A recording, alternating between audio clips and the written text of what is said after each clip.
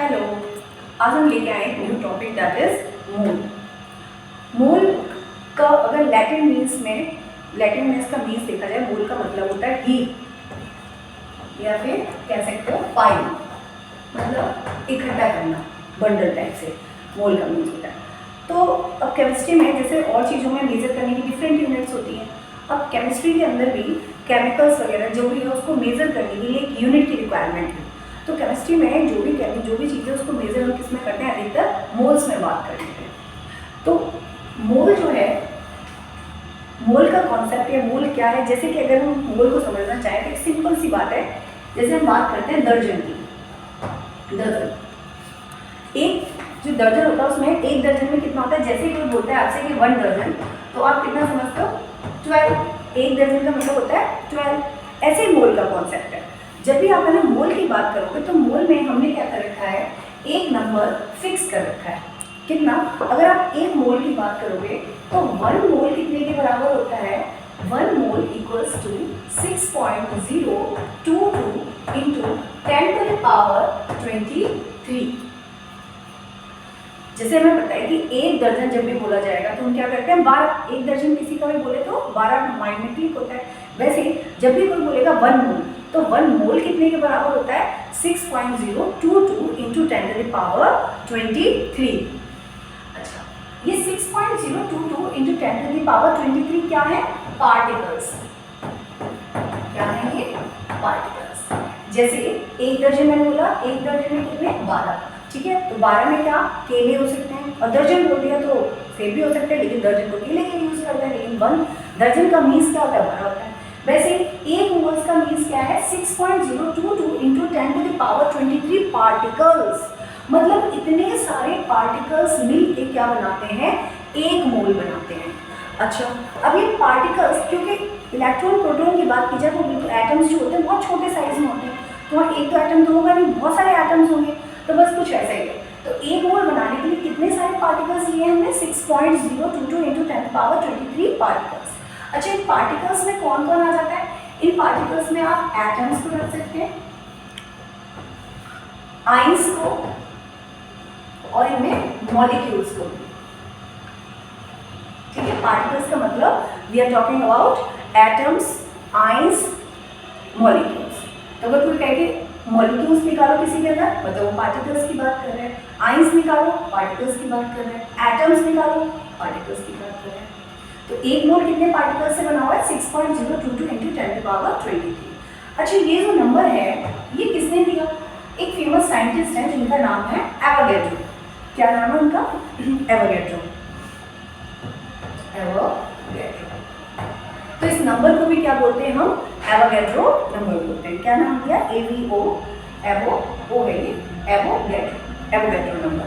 तो साइंटिस्ट का नाम एवोगैड्रो था, इसीलिए इस नंबर को क्या बोलते हैं हम, एवोगैड्रो नंबर बोलते हैं। किसको, 6.022 इंटू 10⁻23।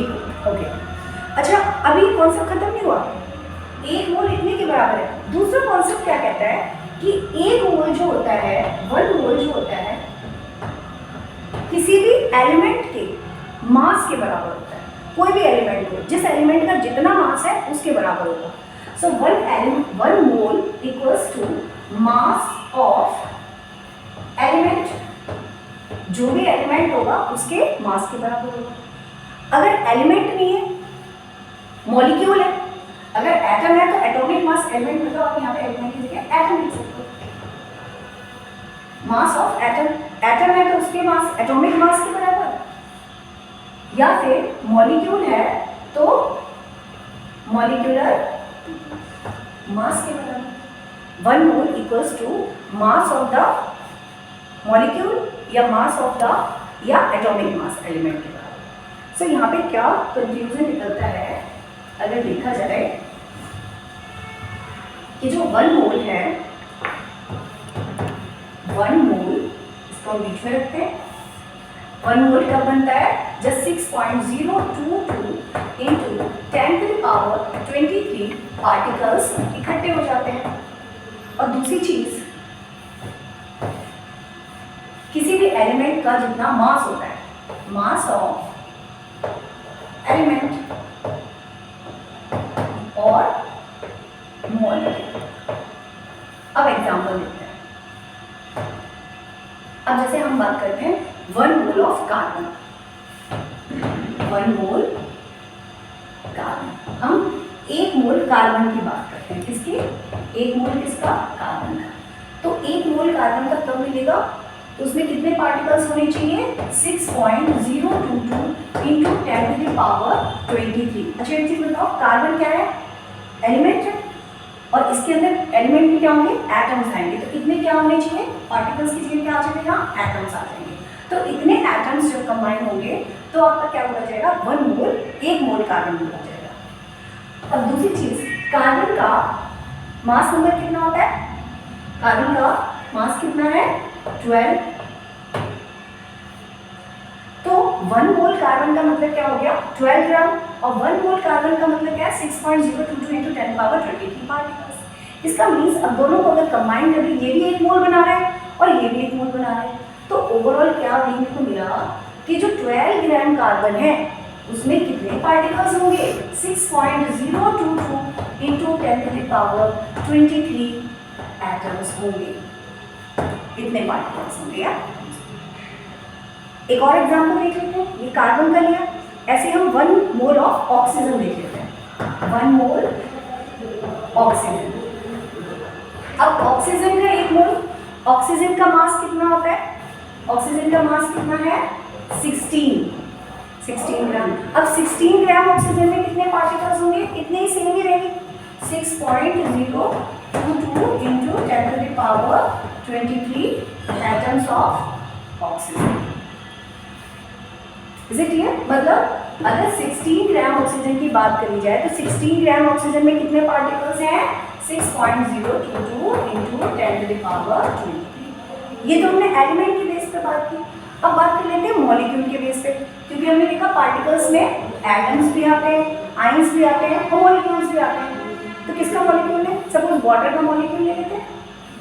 इसका लेते हैं हम वाटर के मॉलिक्यूल की बात कर लेते हैं। Water, 1 mole of water H2। अब 1 मोल है, किसी का भी 1 मोल होगा, पार्टिकल सेम ही रहेंगे। कितने? 6 पॉइंट, क्योंकि दर्जन में सेम ही रहता है 12, तो 1 मोल में भी उतने ही फिक्स रहेंगे। कितने? 6.022 इंटू 10 टू द पावर 23। लेकिन इस बार क्या है? वाटर क्या है? Not an element. वाटर क्या है? मॉलिक्यूल है। तो यहाँ पर इतने क्या होंगे? मॉलिक्यूल्स होंगे। पिछली बार एलिमेंट था तो एटम्स आते थे। तो 6.022 इंटू 10 पावर 23 मॉलिक्यूल्स मिलके क्या बनाएंगे? 1 मोल वाटर का बनाएंगे। अब वाटर का मॉलिक्यूलर मास कितना होगा? जल्दी बताओ। हाइड्रोजन का मास कितना होता है? 1। 2 हाइड्रोजन का कितना हो गया? 2। और ऑक्सीजन कितनी है? 1। एक ऑक्सीजन का मास कितना होता है? 16। और 16 प्लस 2 कितना हो गया? 18। पूरे इस वाटर मॉलिक्यूल का क्या लेंगे हम? मॉलिक्यूलर मास कितना है? 18। तो 18 ग्राम, यहाँ पे क्या होगा? 18 ग्राम के अंदर कितने पार्टिकल्स होंगे? 6.022 into 10 to the power 23 molecules होंगे यहाँ पर। सो 1 मोल वाटर कितने के बराबर होता है? 18 ग्राम। और 18 ग्राम इक्वल्स टू कितने इसमें मॉलिक्यूल्स। ऐसे एक और एग्जांपल यहाँ ले लेते हैं CO2 का, कार्बन डाइऑक्साइड का। Carbon dioxide 1 mole of CO2, 1 mole of CO2। तो CO2 का बताओ, 1 मोल की बात की तो पार्टिकल्स उतने ही रहेंगे 6.022 इंटू 10 पावर 23। लेकिन क्या? Molecule. CO2 is a molecule. अच्छा, और इसमें इसका मास कितना होगा? मॉलिक्यूलर मास बताओ। कार्बन का कितना होता है? एटॉमिक नंबर 6, उसका डबल 12। ऑक्सीजन का कितना होता है? 16। लेकिन 2 ऑक्सीजन में तो कितना हो जाएगा? 2 से मल्टीप्लाई करो, 16 टू द 32 प्लस में 12, ये कितना हो गया? 44। तो यहाँ पर कितने के बराबर होगा? 44 ग्राम। तो 44 ग्राम CO2 के अंदर कितने पार्टिकल्स होंगे? 6.022 इंटू 10 पावर 23 मॉलिक्यूल्स। सो मोल का कॉन्सेप्ट है, मतलब मोल क्या होता है? 1 मोल, डेफिनेशन बना सकते हो, 1 mole equals to 6.022 into 10 power 23 particles.